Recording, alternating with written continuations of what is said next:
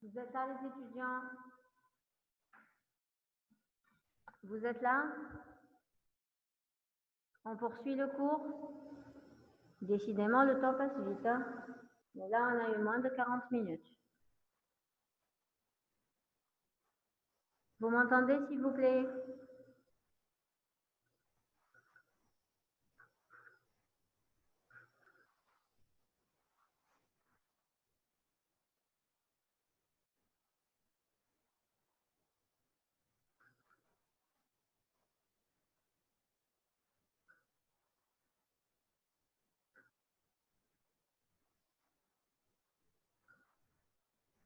Vous m'entendez?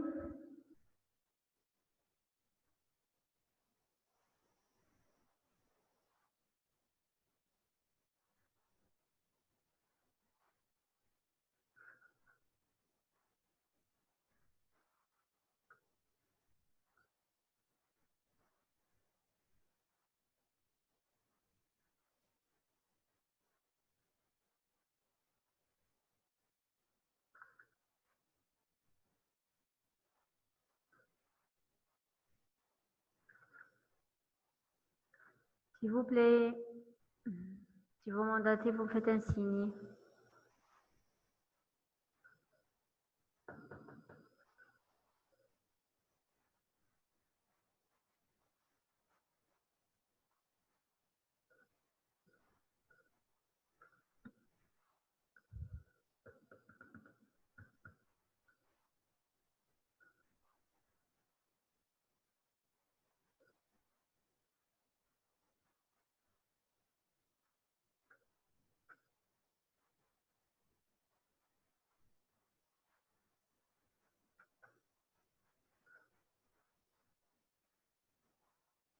Vous m'entendez?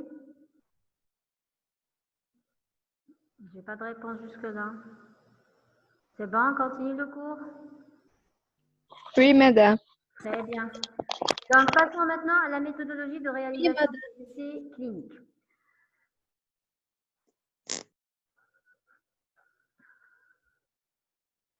Donc, selon la méthodologie de réalisation des essais cliniques, on en a parlé au début, on distingue en premier lieu, désactivez les micros s'il vous plaît, on distingue en premier lieu ce qu'on appelle les essais interventionnels ou bien les études interventionnelles.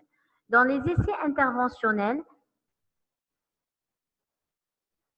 on expérimente tout médicament qui est destiné à être commercialisé récemment ou tout traitement expérimental pour vérifier son efficacité et son sécurité. Et sa sécurité, pardon. Donc, on peut parler, on peut dire essai interventionnel qui est synonyme également à essai expérimental, la dernière classification. Ah, d'accord, pour les plans d'études. Pour les plans d'études, j'ai dit, je reviens à la dernière diapo. Pour les plans d'études, on a parlé d'études comportant un seul groupe de patients, d'études comportant deux groupes de patients et d'études comportant trois groupes de patients au plus. Donc, c'est le même principe du chassé-croisé. Je peux avoir trois groupes avec trois médicaments. Par exemple, je veux comparer entre elles les inhibiteurs de la pompe à protons ou bien les anti-UCRE. J'ai trois molécules différentes qui appartiennent à la même classe pharmacologique. Oméprazole, pantoprazole, isoméprazole, par exemple. Et là, j'ai trois groupes de patients. Donc, ces médicaments seront administrés différemment chez les trois groupes. Pour le premier groupe, il va y avoir l'administration de l'oméprazole en première période. Après le washout, il y aura l'administration de l'isoméprazole. Et après le deuxième washout, il y aura l'administration du pantoprazole. Et les résultats seront comparés. Les mêmes médicaments seront administrés chez le deuxième groupe, mais dans un ordre différent. En première période, il recevra par exemple le pantoprazole. En second, il recevra l'oméprazole. Et en troisième position, il recevra les oméprazoles. OK? Donc, c'est le même principe du chassé-croisé, mais le nombre n'est plus limité à 2, mais il est limité beaucoup plus à 3 ou plus même d'autres groupes. OK? Donc, on passe à la méthodologie de réalisation des essais cliniques. Qu'est-ce qui se passe? Madame, Oui. madame, pourquoi on fait un examen comparatif entre trois S'il vous médicaments? plaît, les questions, il faut éteindre le micro et vous me tapez les questions. D'accord, merci. D'accord. Et on va essayer d'avancer dans le cours et le temps restant, je répondrai à l'ensemble des questions. Parce que là, on est un petit peu en retard. On a déjà épuisé la première session. OK? Donc, Pour les méthodes, on a premièrement les méthodes interventionnelles. Alors, pour les méthodes interventionnelles, on les appelle également les essais ou expérimentales. C'est-à-dire ce sont des essais à travers lesquels on va expérimenter un nouveau médicament carrément. Le médicament sera administré, on va essayer d'évaluer l'efficacité et la sécurité.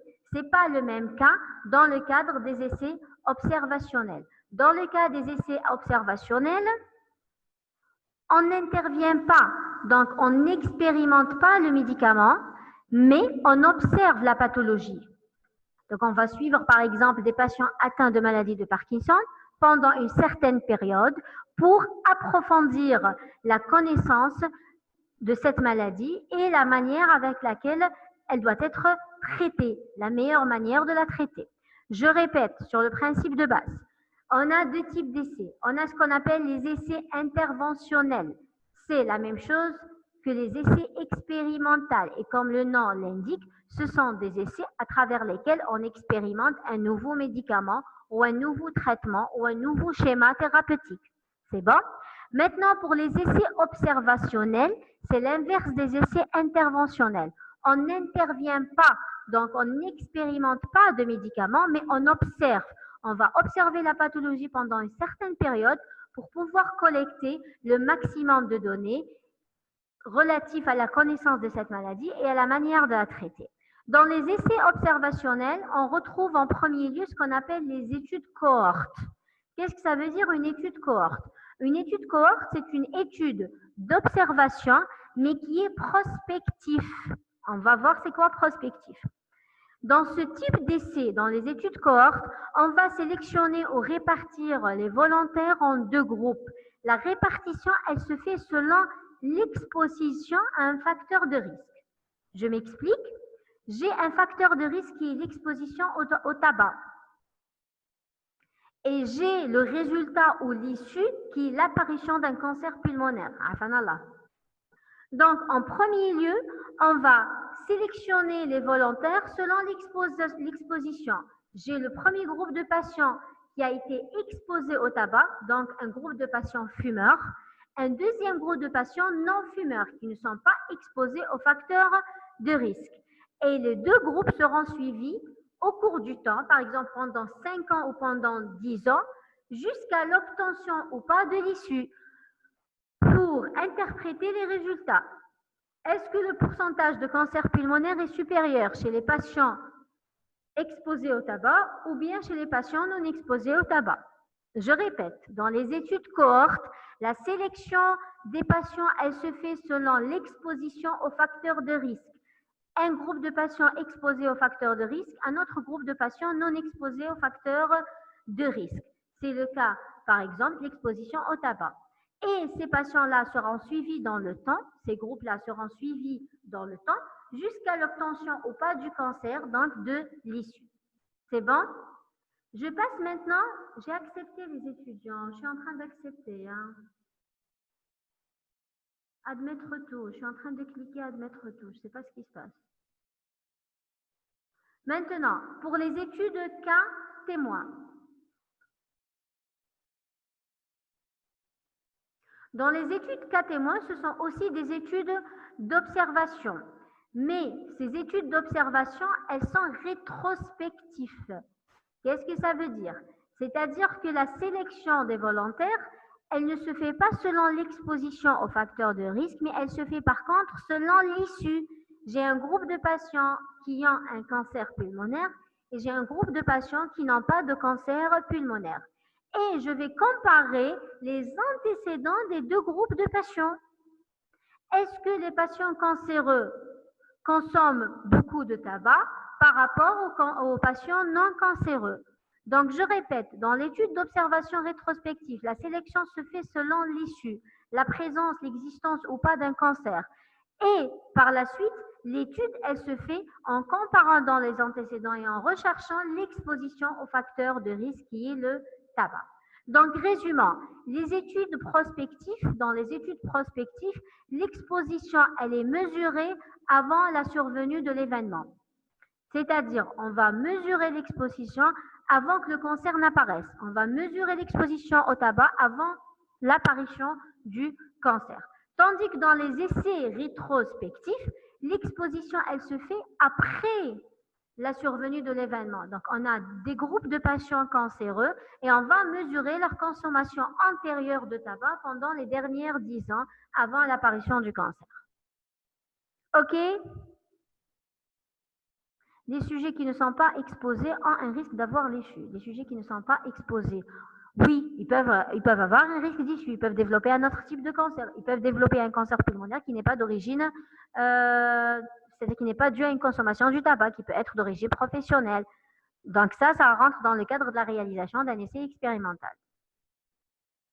Le principe de comparaison dans les essais cliniques. Alors, il faut savoir que dans les essais cliniques, la nouvelle thérapeutique ou la substance qui est destinée à devenir un médicament, elle est comparée à un autre médicament qu'on a appelé le médicament de référence. OK? Donc, dans certains cas, cette nouvelle thérapeutique ou ce médicament expérimental peut être comparé au fameux placebo. Vous entendez parler tout le temps du placebo. C'est quoi le placebo? C'est ce qu'on va voir après. Donc, je répète, la nouvelle thérapeutique dans les essais cliniques, elle est comparée soit à un médicament de référence, soit à un placebo. Et le groupe qui reçoit le médicament de référence ou qui reçoit le placebo, je l'ai déjà dit et je l'ai déjà expliqué, on appelle ce groupe le groupe contrôle, le groupe de référence ou le groupe témoin. Donc, on va définir et détailler les différentes notions qui rentrent dans le principe de comparabilité dans les essais cliniques. On va parler du placebo, on va parler du groupe témoin qui est synonyme de groupe de référence ou de groupe de contrôle et on va parler du groupe pilote. Concernant le placebo, médicament de référence, je l'ai dit, c'est la première molécule qui a été commercialisée pour la classe pharmacologique. Par exemple, on a découvert un nouveau médicament anti-ulcéreux, inhibiteur de la pompe à protons. Le médicament de référence, c'est l'oméprazole, la première molécule anti-ulcéreux qui a été commercialisé. Donc, on va comparer cette nouvelle thérapeutique par rapport au chef de file de la classe pharmacologique. J'espère que j'étais claire. Donc, par définition, le placebo, c'est une substance, on va voir, j'ai la réponse du placebo avant l'explication. Le placebo, c'est une substance inerte qui est dépourvue de toute activité pharmacologique. Donc, ça peut être de l'eau physiologique, ça peut être de l'eau tout court, ça peut être du sérum. Donc, c'est une substance qui n'a pas d'efficacité, qui n'a pas d'effet pharmacologique, que l'on substitue au médicament expérimental pour pouvoir gérer les effets psychologiques qui accompagnent la médication. C'est le même principe, par exemple, de l'effet blouse blanche que vous connaissez. Chez certains patients, chez certaines personnes, le fait de voir déjà la blouse blanche ou une personne portant la blouse blanche, on a une augmentation de la pression artérielle. Donc, on peut détecter des valeurs très élevées qui suspectent une hypertension artérielle. Alors que le patient, non, c'est un effet psychologique qui est lié au fait de voir une blouse blanche. C'est le même principe. Chez une personne, on peut lui dire que tu reçois un antihypertenseur ou bien un antalgique. Il peut déclarer qu'il a des effets indésirables et qu'il a une efficacité analgésique, alors qu'en réalité, il s'agit seulement d'un placebo, donc d'une substance inerte, je précise, qui n'a pas d'activité pharmacologique. L'intérêt de l'usage du placebo dans les essais cliniques, c'est pouvoir éliminer les réponses orientées, les préjugés des patients et contrôler et limiter les effets psychologiques qui peuvent accompagner la médication. Le deuxième point, c'est le groupe témoin ou le groupe de référence ou le groupe de contrôle. Il faut en fait dans les essais cliniques mettre en place un groupe de référence qui doit être aussi identique que possible de la population étudiée. C'est-à-dire, on doit assurer une comparabilité dans les deux groupes, entre le groupe expérimental et le groupe témoin. Et cette comparabilité est assurée par quoi? Logiquement, je l'ai expliqué, par la randomisation. Une fois que les deux groupes soient assez similaires et assez comparables, toute différence dans les résultats sera immédiatement impliquée ou liée aux médicaments et non pas aux personnes et non pas aux individus. Donc, on va essayer à travers la similarité entre les deux groupes de réduire au maximum la variabilité inter-individuelle. La troisième notion qui est nouvelle pour vous, c'est la notion de groupe pilote. Le groupe pilote est constitué par un petit nombre de patients à qui l'on prescrit le médicament avant de le prescrire un large effectif. C'est-à-dire, on va choisir un petit nombre de patients sur lesquels on va expérimenter le médicament avant de l'expérimenter sur un très grand nombre de patients. Ce groupe pilote fait appel à ce qu'on appelle l'essai pilote. Excusez-moi, j'ai cliqué 2 fois. Non. Ah, ouais. Donc, j'ai une partie qui est une diapositive qui n'est pas sur le cours. Je vais l'expliquer. Pour le groupe pilote qui fait appel à l'essai pilote, l'essai pilote, c'est en fait expérimenter ou essayer le protocole de l'étude. Donc, il s'agit de l'application initiale du protocole de l'étude sur un petit nombre de patients, donc à petite échelle, pour vérifier si la conception du protocole est correcte, si il est faisable et pour pouvoir déterminer la taille finale de l'échantillon sur lequel on va travailler. Je répète. Le groupe pilote, c'est un petit groupe de patients à qui l'on prescrit le médicament avant de le prescrire à un large effectif. C'est surtout dans le cadre des essais pilotes pour pouvoir vérifier si le protocole que j'ai proposé est un protocole correct, conçu correctement et surtout faisable. J'ai une question. Quelle est la différence entre le groupe pilote et le groupe de référence? Les essais pilotes se font en premier lieu avant d'entamer une recherche avec 2 groupes de référence et témoins. On va le détailler après. S'il vous plaît, éteignez vos microphones. Pour faire un essai, je dois préparer un protocole de l'étude. Pour vérifier si ce protocole est faisable, je vais l'expérimenter, l'essayer sur un petit échantillon de 10 personnes. Si c'est bon, à ce moment-là, je valide le protocole de l'étude et je lance l'essai clinique à grande échelle entre groupe de référence et groupe témoin. C'est bon? C'est clair? Donc, le groupe pilote, c'est un groupe à qui j'essaye le médicament en premier lieu avant de lancer l'essai clinique. Parce qu'un essai clinique nécessite une durée importante, nécessite beaucoup d'argent, nécessite la mise au point d'équipe de recherche très importante. Donc, on doit le lancer en s'assurant que le protocole de l'étude est un protocole qui est conçu correctement. On passe maintenant aux différentes phases des essais cliniques. Alors, pour les essais cliniques, la réalisation des essais cliniques, elle se fait, alors je l'ai précisé au début, en respectant une certaine méthodologie scientifique. Je vais le répéter parce que c'est très important. La réalisation des essais cliniques doit respecter les bonnes pratiques cliniques, les BPC des ICH. Elle doit respecter la réglementation en vigueur du pays dans lequel se déroule l'essai clinique et elle doit respecter les principes éthiques de la déclaration d'Helsinki parce qu'elle a eu en premier lieu à Helsinki, donc on l'appelle la déclaration d'Helsinki. La première phase, alors suivez-moi ici phase par phase. La première phase des essais cliniques correspond à la première administration du médicament à l'homme après les essais précliniques chez les animaux de laboratoire. Donc, on commence l'essai de phase 1 avec une dose très faible qui correspond en réalité au 1 centième, donc le 1 sur 100 de la DL50. C'est quoi la DL50? C'est la dose létale 50 chez les animaux de laboratoire.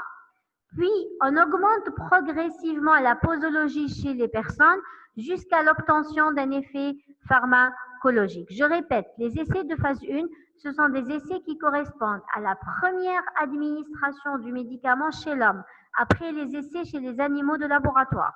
Et on doit débuter par une dose très faible, qui est le 1 centième de la dose létale 50 chez les animaux de laboratoire. Puis, on augmente progressivement jusqu'à l'obtention d'un effet pharmacologique. Cet essai porte sur un petit nombre de volontaires et ces volontaires doivent être des volontaires en bon état de santé. Donc, les essais de phase 1 ne se font pas sur des patients malades, mais ils se font sur des volontaires sains. Ces volontaires doivent recevoir une seule dose du médicament et l'essai, il est ouvert. Qu'est-ce que ça veut dire? C'est-à-dire, on fait un essai non comparatif. On a un seul groupe de patients et tous les patients vont recevoir ce médicament pendant toute la période de l'étude. La période de l'étude, en général, elle dure 1 année. elle se fait en milieu hospitalier obligatoirement et c'est un essai ouvert qui est sans groupe de contrôle. Je récapitule pour les essais de phase 1 parce que c'est très important. Ce sont des essais qui correspondent à la première administration du médicament. On commence par le 1 centième de la DL50. L'essai porte sur des volontaires sains qui reçoivent une dose unique et c'est un essai non comparatif qui doit se faire en milieu hospitalier et qui dure environ une année. Ici, je tiens à préciser que sur une centaine de médicaments, on peut avoir uniquement 1 à 2 médicaments qui peuvent passer en phase 2. C'est-à-dire que l'essai clinique peut s'arrêter en phase 1 parce que, par exemple, le médicament a une toxicité supérieure, très élevée. Non, ce n'est pas le groupe pilote. Dans le groupe pilote, on teste le protocole de l'étude. Il ne rentre pas dans le cadre des phases des essais cliniques. Là, on a débuté un essai clinique en due et due forme avec des groupes de patients complets. Ici, on commence par un petit nombre qu'on va élargir dans la phase 2, qu'on va encore élargir dans la phase 3. Mais on prend nos précautions parce qu'on n'a pas d'idée sur l'efficacité du médicament chez l'être humain. C'est la première administration après passage de l'expérimentation préclinique. Pilote, il se fait en interne. Il ne rentre pas dans le cadre des essais cliniques. C'est un essai pilote de l'essai clinique. J'espère que j'étais claire. Je reviens. Alors, j'ai dit qu'il y a certains médicaments qui ne dépassent pas la phase 1 parce que pour 3 critères. Premièrement, soit ils ont une toxicité très importante élevée, soit ils ont une efficacité inférieure, soit ils ont une dose toxique et une dose efficace très rapprochée, donc l'index thérapeutique est très réduit. Donc, on ne prend pas le risque de commercialiser un médicament dans lequel on a la dose efficace qui est très proche de la dose toxique. Donc, les objectifs de la phase 1, comme vous les voyez, c'est pouvoir étudier surtout la sécurité, donc la tolérance du médicament, déterminer la dose maximale tolérée par l'homme, pouvoir étudier les propriétés pharmacocinétiques et dynamiques du médicament et surtout planifier les essais de phase 2 et de phase 3. Là, on passe aux essais de phase 2. On a dépassé la phase 1, donc on va élargir l'administration du médicament chez des sujets sains et des sujets malades. Je répète que pour la phase 1, l'essai ne portait que sur des sujets sains. Si l'essai porte sur des sujets sains, on va parler d'un essai clinique de phase 2A. Si les sujets portent sur des sujets malades, à ce moment-là, on parle d'un essai clinique phase 2B. L'administration n'est pas unique, elle peut être multiple. Alors, le nombre des étudiants en général, il peut aller de 200 à 350, pas d'étudiants, de 200 à 350 patients. L'essai est aussi réalisé en milieu hospitalier, ne peuvent pas dépasser la phase 1. Oui, là, on ne va pas terminer le cours. Les médicaments ne peuvent pas dépasser la première phase des essais cliniques pour 3 raisons.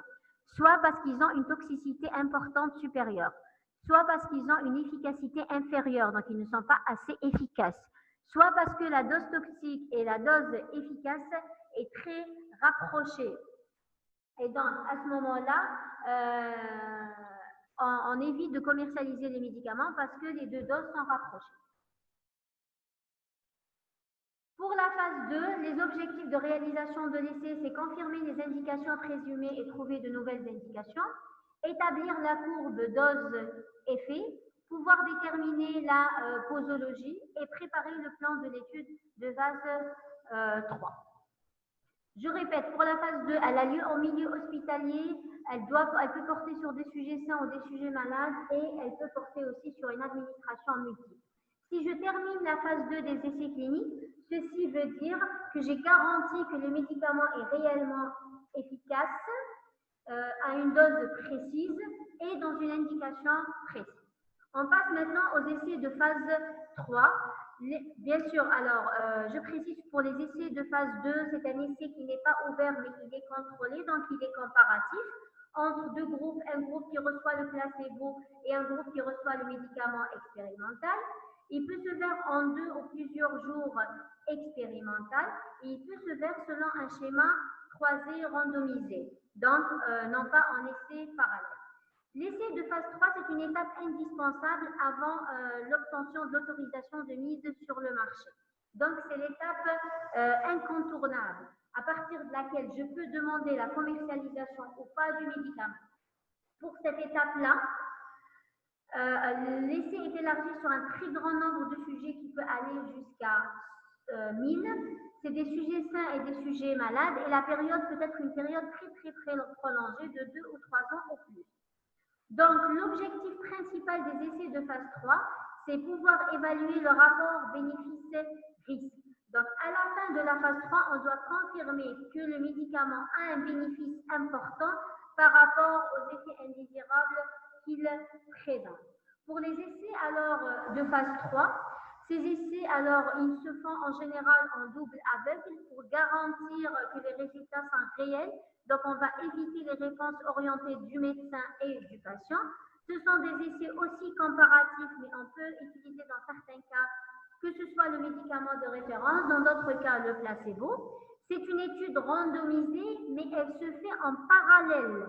Dans les essais de phase 3, rarement on utilise l'essai en chassé croisé, tout simplement parce que l'essai dure assez longtemps et on ne peut pas garantir que la maladie reste stable pendant toute cette durée de temps.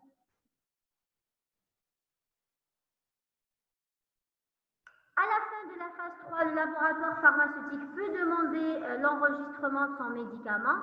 Il va obtenir l'autorisation de mise sur le marché. Le médicament sera commercialisé. Il sera soumis à la dernière étape des essais cliniques, qui est la phase 4, qu'on appelle... Alors, très bien, vous m'avez rappelé, pour la phase 3, elle peut se faire en milieu hospitalier comme elle peut se faire en ambulatoire. Donc, dans la phase 3, on autorise l'ambulatoire, mais avec une surveillance médicale rigoureuse stricte par les investigateurs cliniciens. On récapitule. La phase 1 en milieu hospitalier, la phase 2 en milieu hospitalier, la phase 3 en milieu hospitalier ou bien en ambulatoire selon le choix de l'investigateur. Pour la phase 4, c'est ce qu'on appelle la pharmacovigilance, la post-commercialisation ou le post-marketing. C'est une étape qui débute après la commercialisation du médicament. Dans la dernière étape, le médicament sera déjà commercialisé, il sera administré par les différents sujets, patients dans les différents pays du monde, différents âges, différentes pathologies, etc. Et donc, à ce moment-là, peuvent apparaître des effets indésirables qui n'ont pas été détectés lors du développement du médicament. Donc, la pharmacovigilance, elle s'occupe d'identifier, de vérifier et d'établir le lien de causalité entre cet effet indésirable et le médicament qui est commercialisé ou le nouveau médicament expérimental. Donc, la pharmacovigilance a pour objectif d'affiner la connaissance de l'action thérapeutique et même de trouver de nouvelles indications pour le médicament. Elle peut découvrir de nouveaux effets indésirables et surtout, elle permet d'adapter la posologie à des cas particuliers. Par exemple, un insuffisant hépatique, en pharmacovigilance, on peut lui adapter la posologie.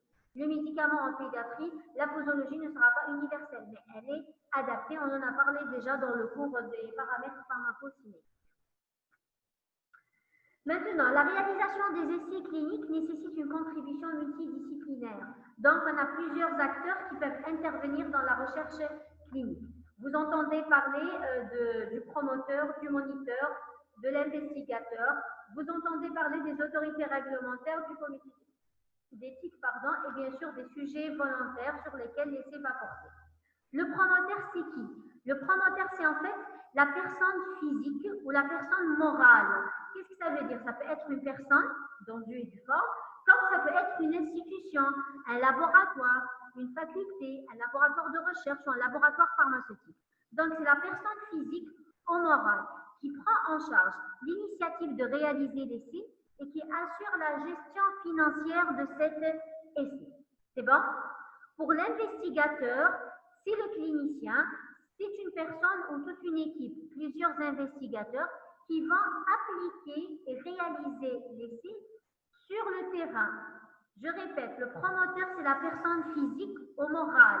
Physique, donc une personne, ou bien une institution, un laboratoire de recherche, une faculté qui va gérer, lancer l'initiative et assurer la gestion financière du projet ou de l'essai clinique.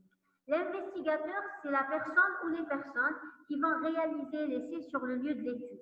Le moniteur, c'est le lien de communication entre le promoteur et l'investigateur. D'accord, je vais essayer Le moniteur, c'est le lien. Et là, vous m'entendez, s'il vous plaît? Ok, donc le moniteur, c'est le lien de communication entre le promoteur et entre l'investigateur. Donc, il est désigné par le promoteur pour surveiller la réalisation de l'essai par, je vais répéter, laissez-moi avancer, je vais les répéter.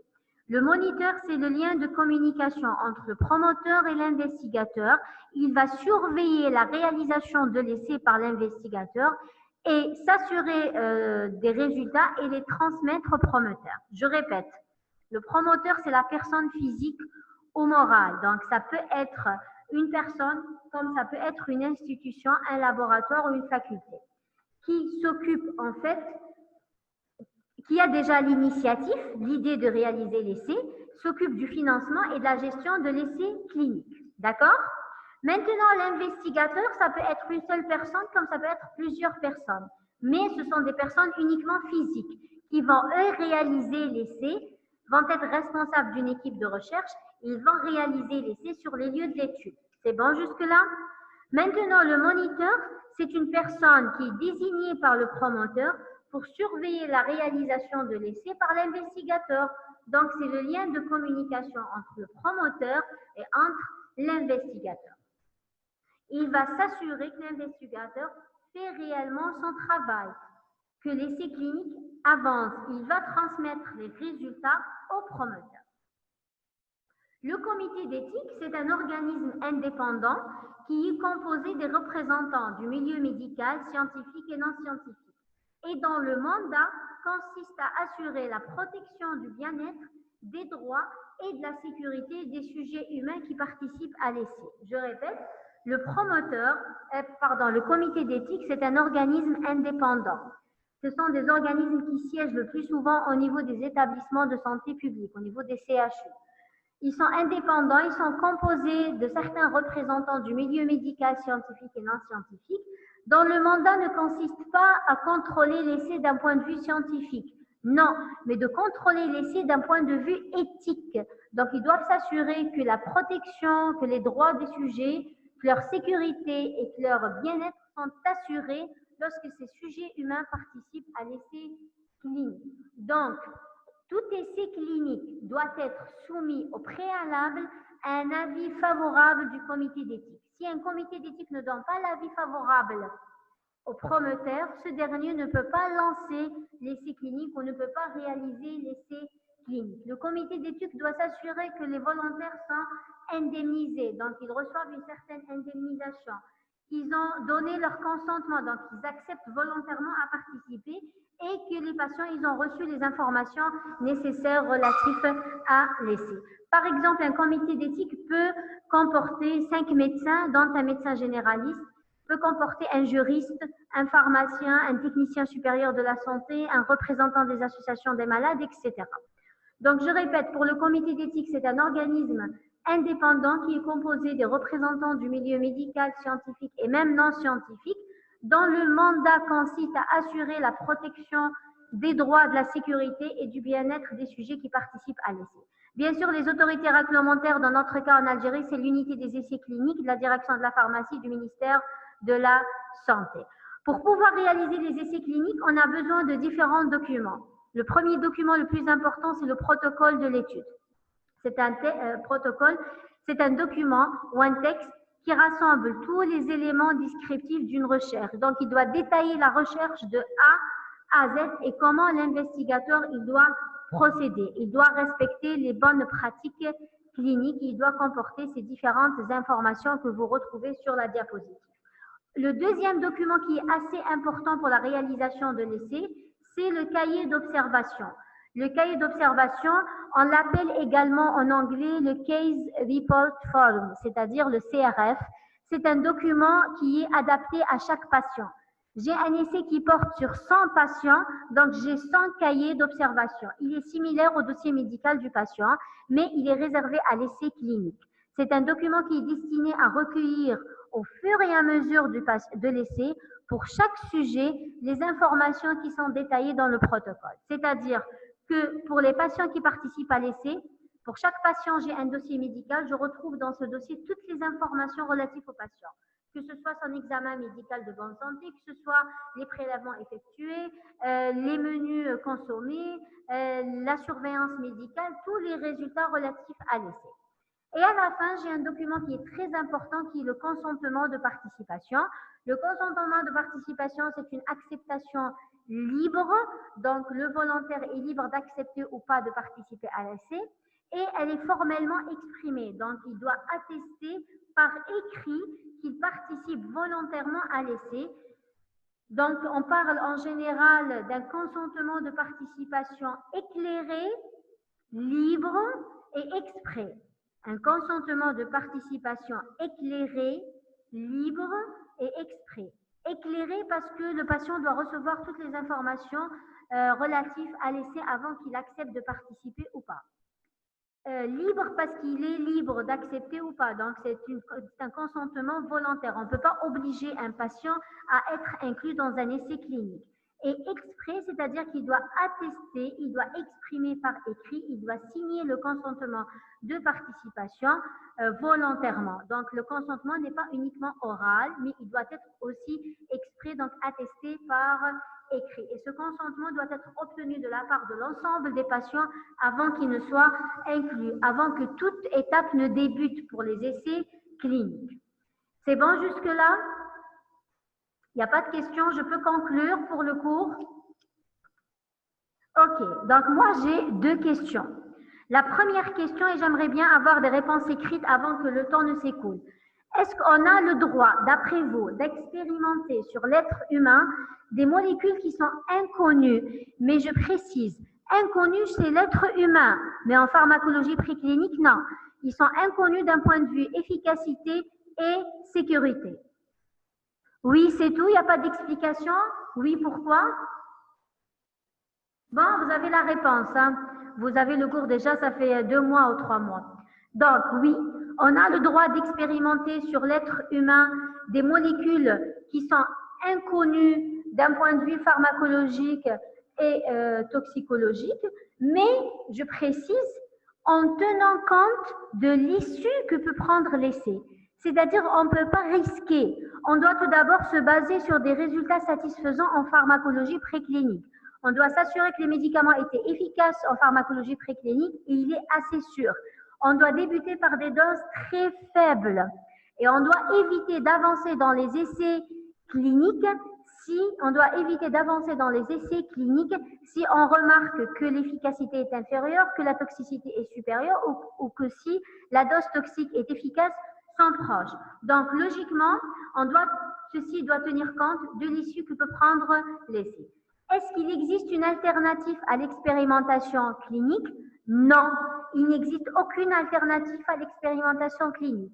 C'est la seule étape qui est incontournable, qui est indispensable et c'est la seule qui permet d'évaluer réellement d'une manière objective et d'une manière efficace, d'évaluer ces médicaments, ces nouveaux traitements chez l'être humain. Car malgré qu'il existe une similarité entre certaines races animales et entre certains systèmes du corps humain, on ne peut pas garantir l'efficacité et la sécurité si on n'a pas fait les essais cliniques avec ces différentes phases de la phase 1 et de la phase 3. Donc, on peut expérimenter sur l'être humain des molécules inconnues d'un point de vue efficacité et sécurité, mais en tenant compte de l'issue que peut prendre l'essai, et il n'y a pas d'alternative à l'expérimentation clinique, c'est la seule qui permet une évaluation objectif et efficace du médicament. Là, j'ai terminé. J'ai une question. Pourquoi on fait un examen comparatif par 3 médicaments à la fois? Je vous ai dit, c'est-à-dire évaluer l'efficacité entre les différentes molécules, par exemple, de la même classe pharmacologique. J'ai donné un exemple pour lequel on fait plusieurs essais. Par exemple, les différents médicaments anti-ulcéreux. Dans certaines indications précises, en gastro-entérologie, on peut comparer les 3 médicaments pour savoir réellement quel est le plus efficace, quel est celui qui présente le moins d'effets indésirables. Ça, c'est d'un côté. J'ai une autre question pour les animaux. Qu'est-ce qu'il y a, Asma? Oui, mais après avoir fait une expérimentation chez les animaux, donc après avoir collecté le maximum d'informations d'un point de vue d'efficacité et sécurité sur les animaux de laboratoire. L'étape 1, elle doit toujours se faire sur des sujets sains. Voilà. On prend l'issue que peut prendre l'essai. On ne peut pas risquer d'essayer le médicament antihypertenseur qui n'est pas efficace sur des hypertendus et risquer un pic d'hypertension